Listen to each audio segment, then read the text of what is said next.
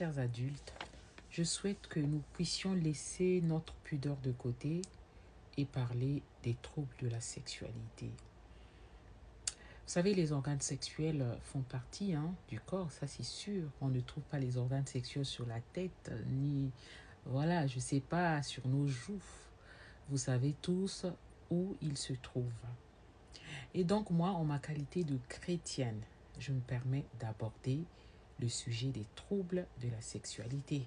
Et oui, parce que ces troubles minent notre bien-être. Et j'ai souvent l'habitude de dire que notre corps a plusieurs dimensions.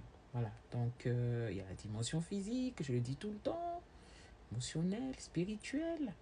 Donc aujourd'hui, soyons sages, tous ensemble, respectueux dans nos échanges et surtout restons dans l'esprit des valeurs bibliques. C'est ce que j'ai envie de dire. Comme d'hab, je ne change pas de ton, je ne change pas de réseau. Je suis sur TikTok, je suis sur YouTube. Pas très, mais je suis quand même là-bas. Je suis sur Facebook. Pourquoi? Parce que beaucoup de chrétiens, qu'ils soient jeunes, qu'ils soient vieux, bref, des adultes, parce que ça concerne quand même des adultes, se posent des questions, beaucoup de questions profondes sur la sexualité. Et nos frères et sœurs vivent vraiment des difficultés, des incompréhensions, et ils ont besoin d'être informés, vraiment.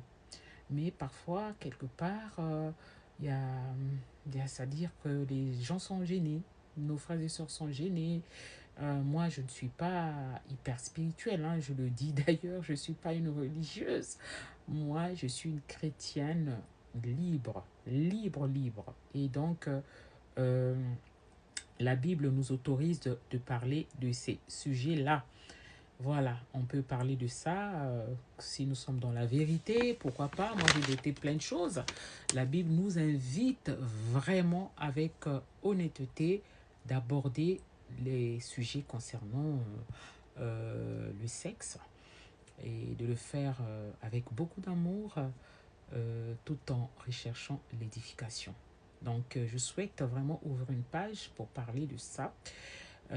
Pourquoi je choisis d'en parler? C'est pour d'abord démystifier certains tabous qui pèsent sur les chrétiens.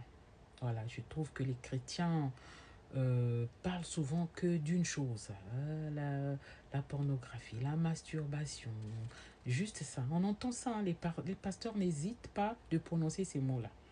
Alors que c'est